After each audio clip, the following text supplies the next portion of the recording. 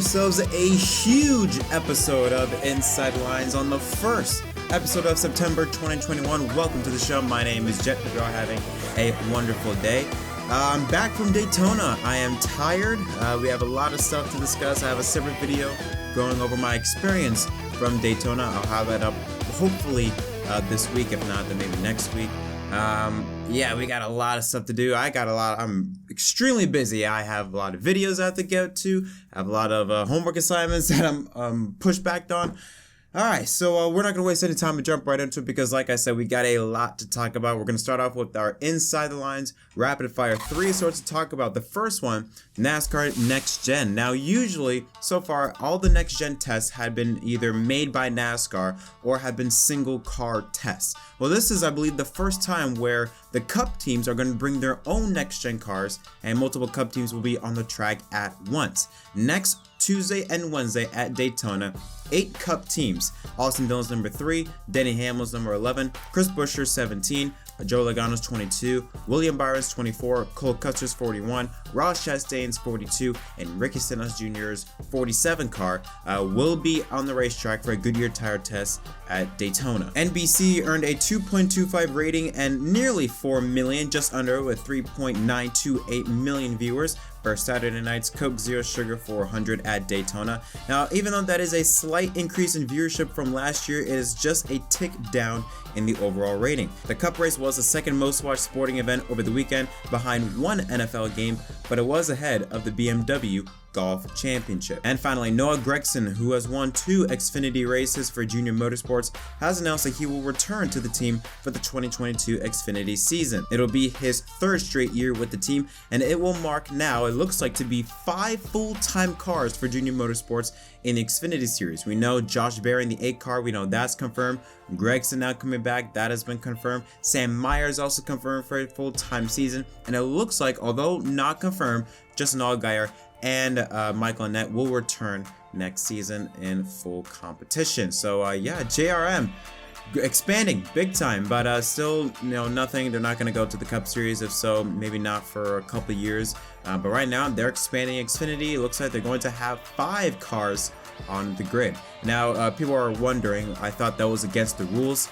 I believe it's only against the rules in the Cup Series. I think in the Cup Series, you have to have a max of 4 full-time cars, but in Xfinity Series, I think you can go as much as you want to. Xfinity and trucks in the lower divisions, you can get as many full-time cars on the grid as you want. It's only in Cup, you have to have only 4. Now let's move on to our main stories. Our first main story, we're going to stay in the Xfinity Series. Tommy Joe Martins, who has been a staple in the Xfinity Series, him and Martins Motorsports for quite some time now, well, it has been announced that he will partner a brand new race team with Cesar Baccarella to form Alpha Prime Racing, and it will participate in 2022. Now, Baccarella and Tommy Joe Martins both have statements on why this team came about, why are they doing this. Baccarella's first, we're going to bring up his quote. He said that he wanted to build something. He loved the sport, and that's why he wanted to do it. He says he has known Tommy and his father since 2018, and when he saw the news about them going part-time, he started to ask questions. It led to a discussion about ownership, which is something he'd already been thinking about. Now, yes, if you don't remember, Tommy Joe Martins announced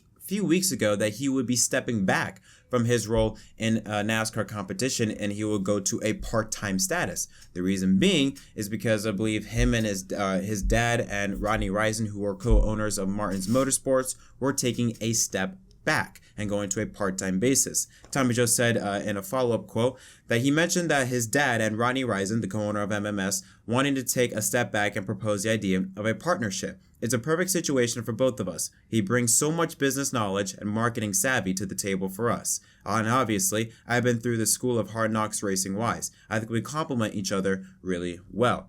Now, this is what's going to happen. Baccarella will run a limited Xfinity schedule for Alpha Prime Racing. Martins, even though he won't be competing full-time, is expected to run between 10 to 15 races. But they needed another driver to fill up some spots. Their first signee, ARCA Menards racing driver and a driver for Rev Racing, part of NASCAR's Drive for Diversity program, Rajah Caruth. Yes, Rajah Caruth. He is coming to the Xfinity Series. I absolutely love this idea. It was a complete shock that Raj was even being considered for Xfinity role. I thought he would go up through the ranks, maybe do a year or so in trucks, go to Xfinity, maybe a few years after that. But I was expecting him to make the jump this quickly, but I am obviously thrilled to see him have this opportunity. He was quoted saying that he is extremely honored to have the opportunity to continue my progression as both a racer and a young man in the NASCAR Xfinity Series in 2022 with Tommy, Caesar, and Alpha Prime Racing. I've had the great fortune of having such great people surrounding me thus far in my career, and I'm ecstatic to add some more to that circle with APR. Now, Raj's schedule in the 44 car includes Martinsville Speedway, Dover, and Richmond Raceway. So those are the only 3 races that have been confirmed. Martins, the co-owner, did say that he would leave the door open for Caruth to run more races like at Kansas and Pocono Raceway, but that will all be determined based off of sponsorship. Again, I love this idea. Now, there were some people that were saying, could Raj be making this move too early? Like, is he being pushed? On one side, I understand why it may seem like that. On the other hand, I don't think that's the case.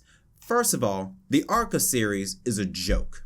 It's a complete joke. I don't think you're going to learn real much, even if anything, from the ARCA Menards series. It's just a bunch of kids that are just wrecking each other, not really learning how to race.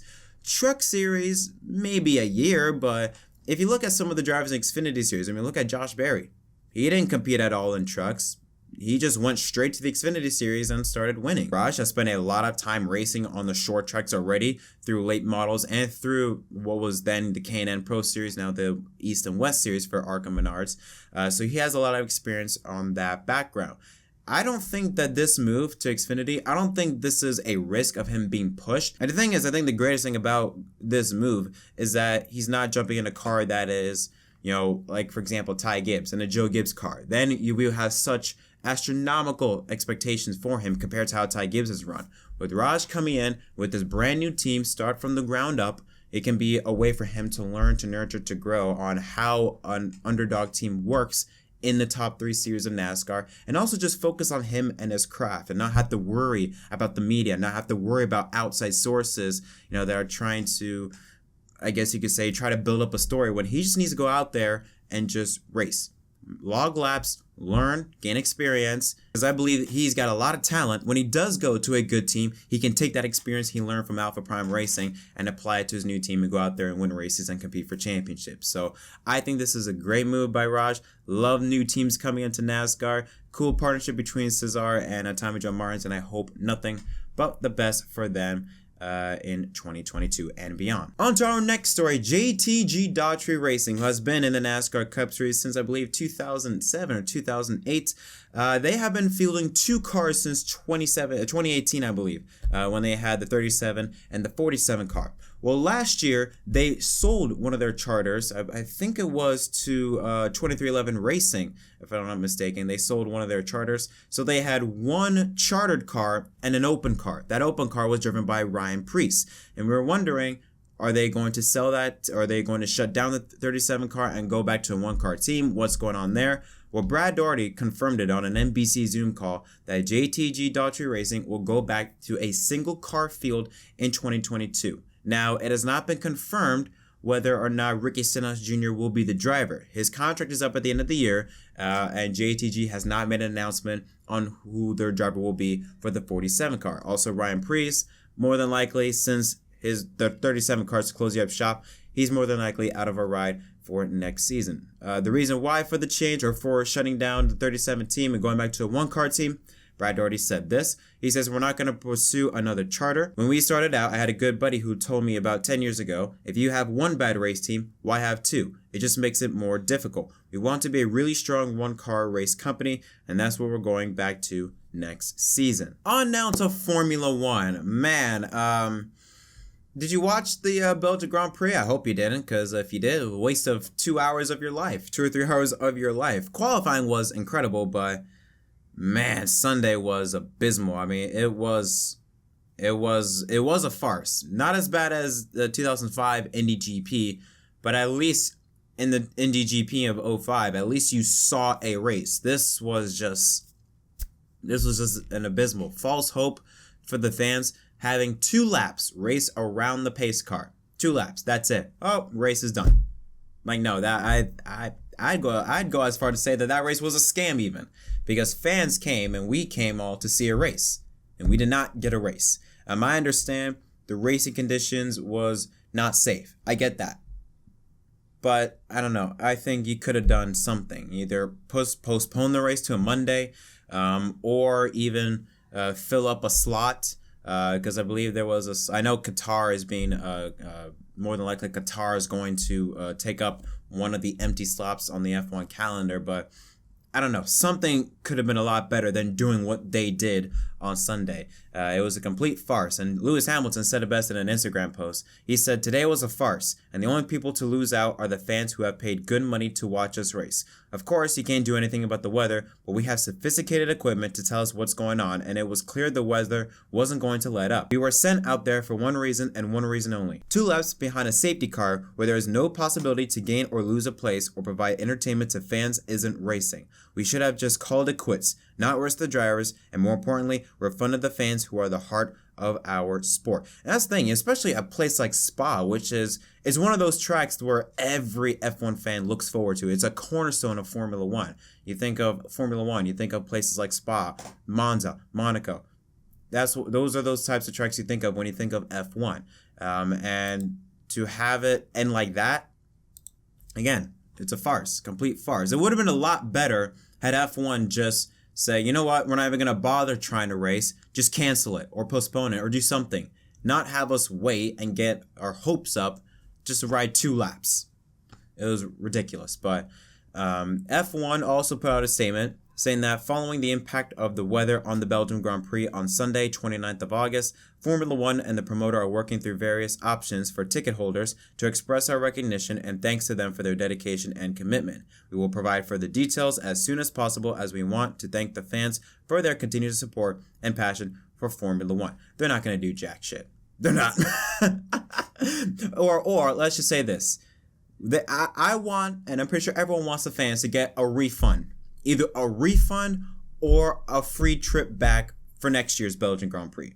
One of those 2 things. Not, I don't know. When I think various options of ticket holders, I'm pretty sure they're going to do something like, okay, you get 20% off next year's race. It's like, no. Either give us a full refund or give them a free or like a full paid or free ticket for next year's race. One of the 2 things. I'd give them a refund, but I don't know. It was just a mess. And I don't think Formula One is going to be, let's just say this. I don't think Formula One, they're going to do something, but I think it's still going to leave a bad taste in people's mouths. The FIA should be doing the refunds, not the track promoter, because the track promoter did nothing. They did nothing wrong. They weren't the ones that were calling the shots. It was the FIA and Formula One, and they should be the one to refund the fans, not the track promoters at Spa-Francorchamps. But I feel so bad for them, because especially they waited out there for 2.5 hours in the soaking wet rain just to see something, and again, all they got was a farce. So yeah, it's kind of funny though, kind of parallels to like NASCAR. When NASCAR screws up, they screw up, like they screw up bad. When the FIA screws up, they screw up in such a big way, like 10 times worse than how NASCAR screws up. So there we go. The way you think about it, NASCAR and the FIA, we think they're a lot different, but they're kind of the same. They both make some really stupid calls on how to officiate a race. So anyways, moving on. We have 2 more stories to go. I'm telling you, this is a big episode. We got Starcom Racing. Now, they have been part of NASCAR, I think, since 2018. I think they made their first race in the fall Kansas race, either 2017 or 2018, with 𝙍𝘼𝙍𝘍. What it looks like, Starcom Racing is coming to a close. According to sources at catchfans.com, Starcom Racing, which fields the 𝙍𝘼𝙍𝑍 Chevrolet for the Cup Series, has sold its charter. Yes, has sold its charter. Now, when asked about confirming, because this was a rumor at first, and it looks like it's starting to pick up steam, but when asked about if this thing that was going on, or this statement that was going around the garage, this was true, all they said was that there's nothing to confirm, nothing confirmed to report at this time. Which basically means, yeah, it's true, but we can't say it until we make an announcement about it. That's usually what it means. If it wasn't true, they would say, it's not true, we're here for the long haul. The fact that they say there's nothing to confirm at this time, it all means that, yeah, they're selling the team. Now, 𝙍𝘼𝙋𝙄𝙍𝑃 Motorsports has been rumored to be interested in the Starcom Racing's charter. However, a 𝙍 team spokesperson also said that there's no news to announce at this time. Again, that also means we probably bought their charter. Now, 𝙍 had 3 charters, and they sold 2 of them to 𝙍𝘼𝙋𝙄𝙍𝑃 Racing, went down to just 1 charter, and it looked like they were going to focus on 𝙍𝘼𝙄𝙍𝑃. Well, if they're going to buy another charter, it looks like they're going to open back up to a 2-car team at least. Which, if that's the case, that could lead to potential teammates for 𝙍𝘼𝙄𝙍𝑃. I heard Matt DiBenedetto could be a possibility to maybe jump ship to 𝙍 Motorsports. Maybe some drivers from the Xfinity series could jump up to the Cup Series team in 𝙍 Motorsports. Also, maybe some drivers from Front Row Racing, and we're going to talk about that in a little bit. But yeah, lots of changes going on with NASCAR. You have in both series, in Xfinity trucks and Cup. Remember, in the truck series, there's still apparently a truck series team that's going to be going Cup racing next year. So we don't know anything about that, but it's kind of funny. We're hearing teams shutting down and teams opening at the same time. Now, our final story. Yes, our final story, and that is Kurt Busch. Now, probably the worst kept secret in the garage in recent weeks was Kurt Busch's future in NASCAR. We knew that once Rajah's name was announced for Trackhouse, more than likely Kurt Busch was going to go to 2311 Racing. It has been confirmed. He will drive the number 45 Monster Energy Toyota for 2311 Racing next season. Now 45, obviously the reason why they picked that was because Michael Jordan, when he returned to the NBA, I think in 1994-95, for a short period of time, he did wear the number 45 on his jersey. He also wore that during his time in baseball with the White Sox. So yeah, like I said, this was probably the worst kept secret. We already knew that. Now also the team, I think a few days before that announcement, the team purchased 15 acres of land for $3.7 million, which is expected to be their team's new headquarters in Huntersville, North Carolina, and that's expected to be completed in 2023. Now, also with the announcement of Kurt going to 2311 Racing, we got to see this. For the first time ever, it looked like a paint scheme or something of a paint scheme, regardless if it's a show car or if it's not the final design. But we did get to see what a 2022 car looks like with the next-gen car. And yes, confirming that NASCAR will move the numbers forward for next season. And might I say, it looks horrible. Man, that looks trash. Now, I will say, the red roll bars, I know it's a show car, but if they can, keep the red roll cage, because that looks real good. Even the slim red line underneath the car, on the bottom of the car, looked real nice. But I really like the red roll cage on that 45 car. But I hate the design because, especially the number, I'm okay if you move the number slightly forward, but my God, they have the numbers so far out front. I mean, even the NASCAR Cup Series logo, the sticker, is pushed so far up. It looks like it could be on the hood of the car rather than on the side of the car. I'm hoping that since it's just a show car for an announcement, that eventually, when they do prepare for a 2022 car at Daytona, the number is going to push back slightly just a little bit. But I must say that it does not look pretty, in my opinion. But yeah, the funny thing about this was that even though Kurt was announced, he's going to drive the 45 car next season, they haven't announced a charter. Technically, 2311 Racing still only has 1 charter, and that goes to Bubba Wallace. They have been working with deals for Front Row Motorsports. That's something that has been in the works for a while, that 2311 Racing working to buy a charter from Front Row. Now, according to Bob Pockris, 2311 Racing is expected to do a deal with Front Row with likely 1 charter used by the 45 car next year and the other one possibly leased, which begs the question, if that's the case, then what happens to Front Row Motorsports? Because if one's going to be used by the 45 car, another one's going to be leased, what does that leave with Front Row? I heard some people might say that Front Row might go back to running trucks and Xfinity. They have a truck series team with 𝙍𝘼𝙋𝙍𝘍, but they might go back to Xfinity and trucks only and not enter Cup Series racing, or at least maybe do a part-time deal, which is very interesting because, but let's say if Front Row Racing does stay in Cup, more than likely they're probably going to be a 1-car team, and if that's the case, who's staying?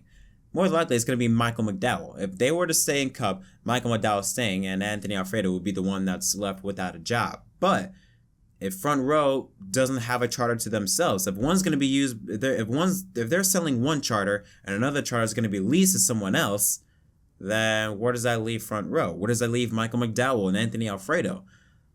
Again, I'm telling you, 2022 silly season is going to be mental, and I think it's just going to get crazier and crazier once we get into the off season, or at least once we get closer and closer to the end of the year. Silly season is just going to get mental from here on out, and I am ready for it. But yes, that is going to conclude this episode of Inside Lines. I've been talking for 25 minutes. This is a big episode. Thank y'all so much for watching. What are your thoughts on any of the stories that I talked about in this episode? Don't forget to leave a like and subscribe for more content. But until next time, my name is Jett from MDK, and I'll see y'all next time. I never switch sides, like even when I die, I'ma ride for the squad, let our ties in the hearse. I've been on